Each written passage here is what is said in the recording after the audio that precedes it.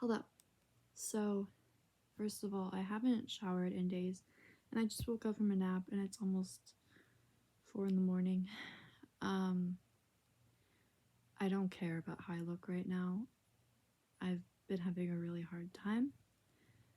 I want to preface this with, this is not going to be a happy video by any means. It actually might be triggering.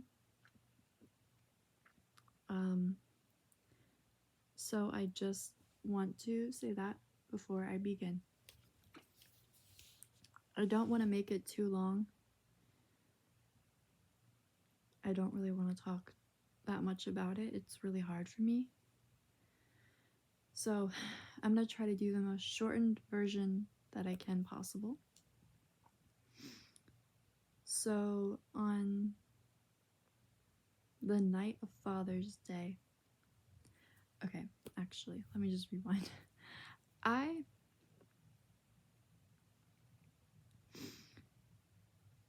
started noticing that I was feeling a bit weird, right? And my period was late. What does that mean, guys? So on the night of Father's Day, I took a test, a cheap test, and here it is, number 1. It came back positive really quickly. So I was like, oh shit, like what? Truthfully, like it wasn't what I thought was going to happen, but nevertheless, there was that. But I had this clear blue test. I got this clear blue test, and I was like, I'm gonna take that tomorrow morning when my HCG levels are high, you know, and go from there. So the next morning, right before I had therapy, I took another cheap one, positive, and this clear blue one, which came back negative. There's not 2 lines. So I was like, well, clear blue is like a notable, is that the right word, brand. So surely, like, it's not gonna fail me, right? Right. So I then had hope, like, maybe I'm not pregnant, like, maybe I'm not. But I still was taking those cheap tests every day, because every time I took them, they came back positive. So I told one of my best friends about this, and she was coming over, and we went to the store, and I didn't really have much money at the time. Like, I didn't have money to buy these tests, especially not the electronic ones. So she helped me, which I am forever grateful for. So it was a Wednesday night. It's around 9 p.m. And I took 2 digital and another test, whatever. I thought they were all going to come back negative, truthfully. I thought, oh, I might have to do them in the morning when my HCG levels are higher. Sorry if I'm talking funny. My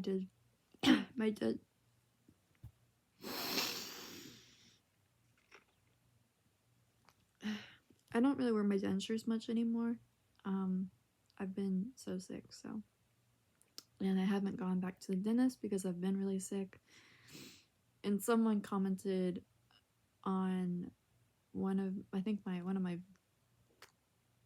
denture videos, my last one, saying like, how did your implant consultation go? It didn't, because I've been pregnant. So anyways, pregnant. 2 lines. This one also said pregnant, but it's gone away now. I mean, it's been almost 2 months, so. Yeah. So I told my ex-boyfriend, well, after I cried and freaked out a bit. And this is my ex-boyfriend that we were together for almost 5 years. We are still friends, as you can tell, considering the situation. And he was just sending me links to abortion pills, and I was like, whoa, that's so insensitive. Like, what?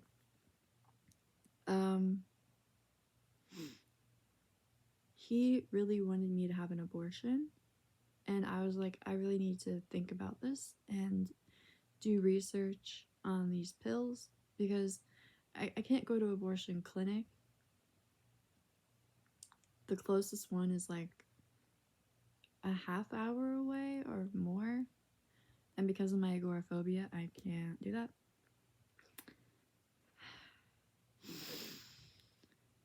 So for the next 3 weeks, I watched a bunch of videos on what the pills do to you.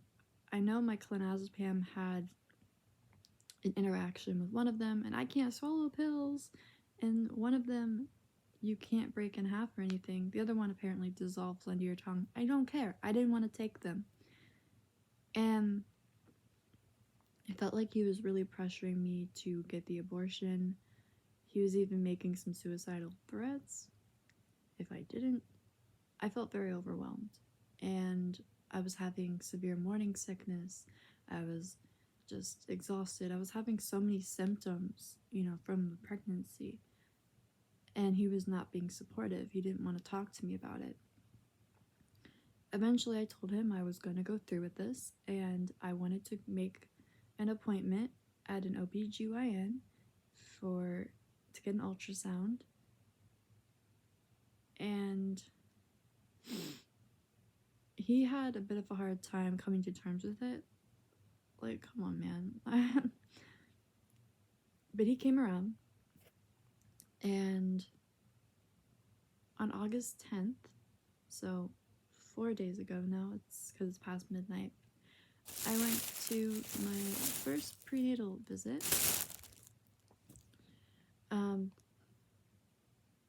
Mind you, I just want to say, like, I was doing everything that I could. I was literally like, I wasn't eating deli meats. I wasn't eating certain types of cheeses. I wasn't eating, like, my favorite types of eggs are sunny side up. And you can't eat that when you're pregnant. I was taking prenatals. Yeah, I'm not even going to reach for them. They're over there. They're prenatal. I had another prenatal. It's down, up there. I was, obviously not drinking. I don't smoke. So I was doing everything that I could for this child, this little embryo, which I thought was now a fetus, because when I went for my appointment, I was supposed to be 12 weeks and 2 days. And before they did the ultrasound, how sick and twisted is this? They gave me this. Congratulations on your pregnancy.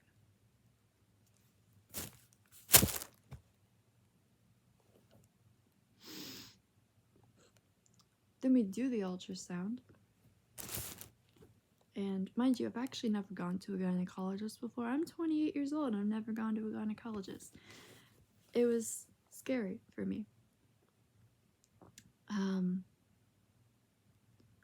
So we did a pap smear, kind of without my consent, which I didn't know what to expect. And then he did the vaginal ultrasound. Again, didn't really tell me he was going to do it. He just, did it. My ex was with me. I was holding his hand, what the hell? On the ultrasound, he said the baby was measuring at about 7.5 weeks. I already knew what that meant. I had watched some miscarriage videos. I actually had a nightmare that I had a miscarriage one night, and I woke up freaking out, like, oh my gosh, like, am I bleeding? I wasn't, but it was kind of like intuition that my body was trying to tell me something, seems like, now in retrospect. So I look at my ex, and I'm trying to, like, communicate with him through my eyes, like, bro, this is not good news. And he didn't understand. He was just, like, tearing up because he can see, like, the little embryo. He said that, there's no fluttering, it's not moving like we would expect. The doctor was kind of like, was very to the point, very cut and dry, very kind of cold. Then he turns on the heartbeat thing. He says there's no heartbeat. Says, I'm sorry. He prints off a picture. He's like, I don't know if you want this or not. I'm like, yeah, I do. So that's the little peanut at 7.5 weeks ish, roughly. So it's like the size of a blueberry here. It was supposed to be like the size of a lime at like 12 weeks, which it's not. However, that being said, since I was supposed to be 12 weeks and it was only measuring at like 7-ish weeks, that means my body's been carrying this dead embryo for 5 weeks now, and that is not good. That's not good. That puts my health at risk, and because my body still thinks that I'm pregnant, although I'm not. So he's basically like, I'm sorry, so you need to get this out of you. You need to have a D&C within this next week.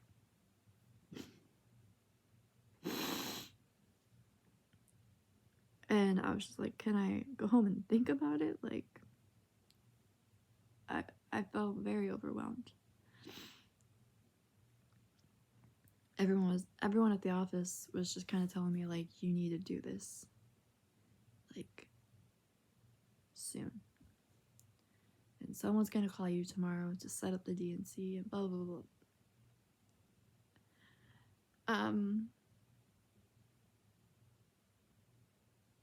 My life has been a nightmare since that. That was last Thursday, and now it's early Monday morning.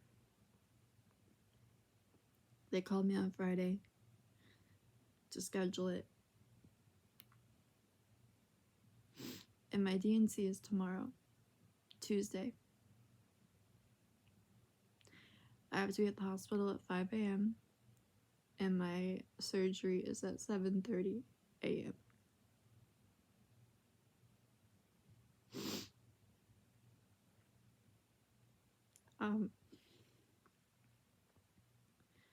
I actually went to the hospital yesterday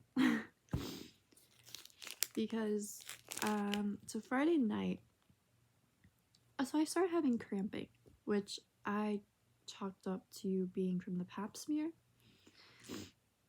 But Friday night it got really bad. It felt like someone was like stabbing me.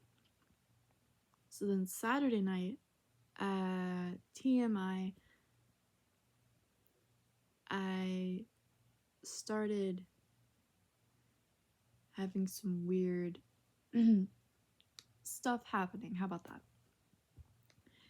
And I was not feeling good. I felt dizzy, I felt lightheaded, I felt like I was gonna faint. I felt my blood pressure dropping. They warned me I can become septic at any time because it's been over 5 weeks.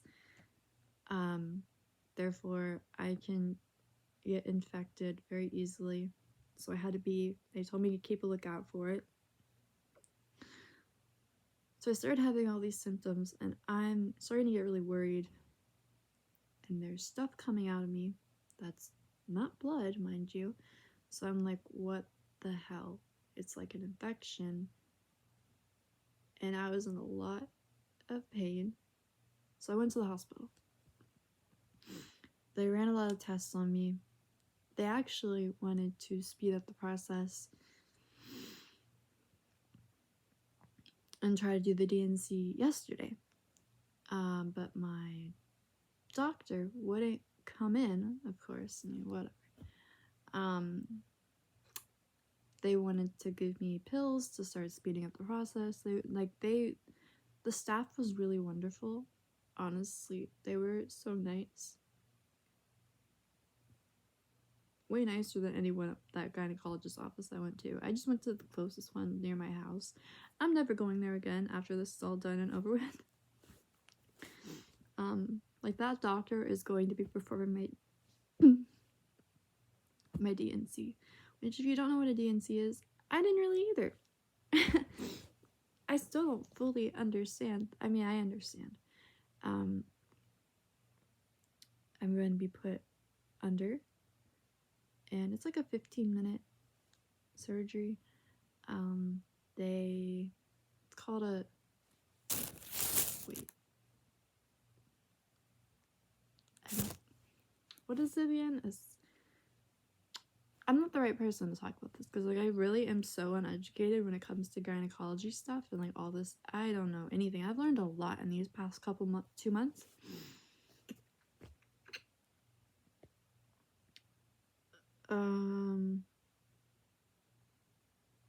Basically they go in and they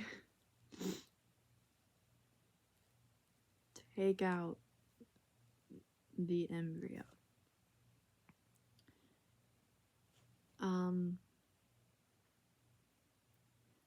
I do have some sort of infection, but it's not sepsis, thank God. My uncle died from sepsis, so like I take that very seriously. So that's why I was really adamant on going to the hospital just in case. I don't like how I don't like, here it says, you were seen today for fetal demise.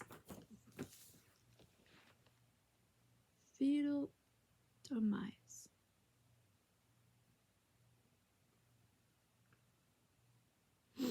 Okay. Miscarriage. Follow-up DNC is scheduled Tuesday. So it's Monday. Someone's supposed to call me tonight to give me all the instructions on what to do for tomorrow.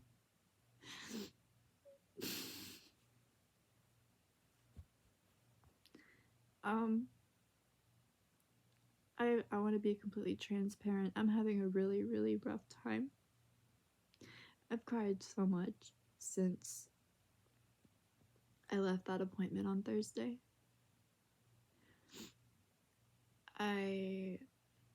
This is a sadness I've never experienced before. And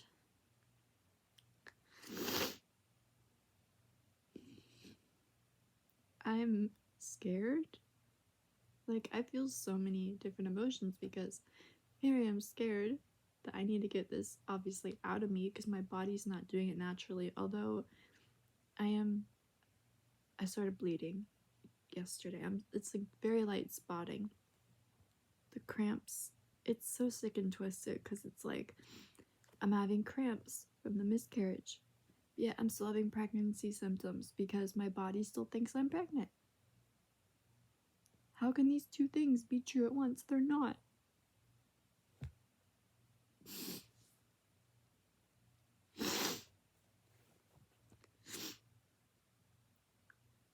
I didn't want this to happen. I was 100% wanting and willing to go through with this. I thought it'd be nice also to like give my little nephew, I have a 3-year-old nephew, give him a cousin, you know. And I couldn't. I failed. I've been really angry at myself, at my body. I haven't been eating lately. I've been really neglecting myself. I feel so sad. And it's not fair. But 1 in 4 pregnancies end in a miscarriage, which I didn't know the chances were so high. But I just keep thinking, why am I one of those 1 in 4? Like, why?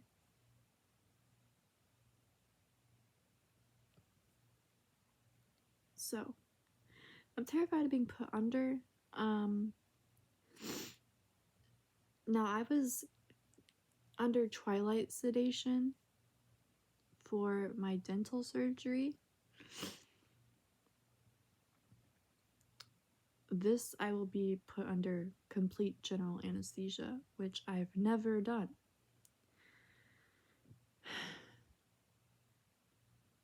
I'm really scared. It's only a 15-minute surgery, but I'm really scared. So if anyone's been put under general anesthesia, can you please give me some advice, especially considering, because like I have really high anxiety. Obviously I'm going to tell them that I tried telling the lady on the phone on Friday that I was terrified for the DNC, like, because she called me right after I had therapy, and she was like, so have you made your decision yet, or whatever? I'm like, well,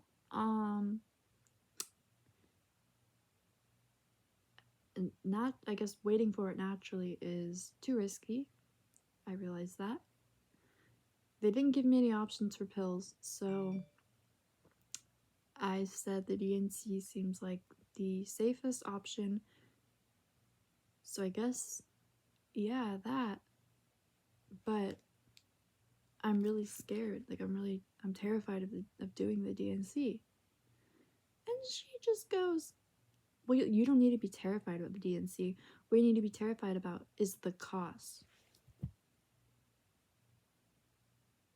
I don't give a fuck about the cost. I do not care about the cost of this fucking surgery. My insurance, she found out that my insurance covers the whole fucking thing, and I just had to pay the doctor like $80-something out of pocket. Whatever. I don't care about that. What about me? What about my mental health? What about my fears? Right now, I can't even mourn the loss of my child because I'm so scared for my own life. I'm scared in general. And it's like, I felt like no one at that office took me seriously. So when I went to the hospital, I had all female staff. They were so lovely, and I told them like how I was treated at my gynecologist, and they were like, oh my god, I'm so, like, you shouldn't have to put up with that. Like, you have a right to be scared. And I told my family on Friday, because I wanted to tell them all, both like my brother, my mom, and my dad. I wanted to tell them before I obviously went into surgery. Like, I wasn't going to go into surgery without telling them. And so Saturday night, when I was getting ready to go to the hospital, I was crying. Because I'm just like, I don't want to die. I don't want to die. I don't want this to be the thing that kills me. Like, I don't. And my dad started yelling at me, saying like, Well, crying about it and being upset's not gonna do you any good. It's not gonna do anything. I have every right to be upset. You try big in my situation, man.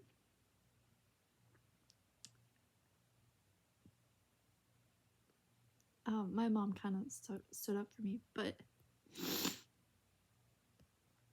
it's a very hard time right now. I'm going through a really hard time. This is probably the hardest thing I've ever had to go through, like physically and mentally.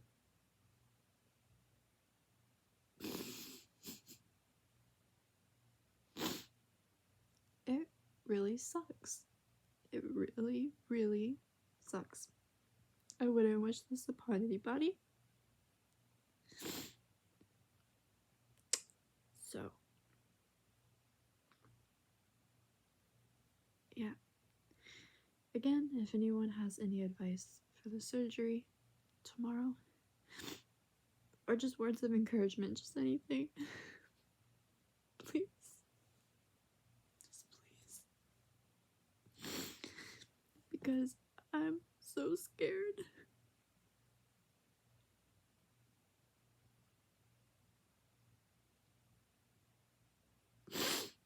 I'm really, really scared. And I don't want to do the surgery. I wish none of this was happening.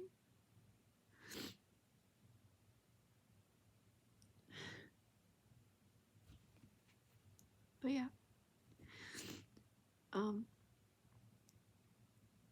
So that's where I've been. And that's what's been going on. And this was a lot longer of a video than I intended. I'm very sorry.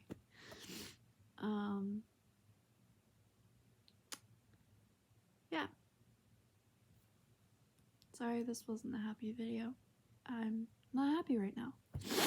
So, I love you guys, and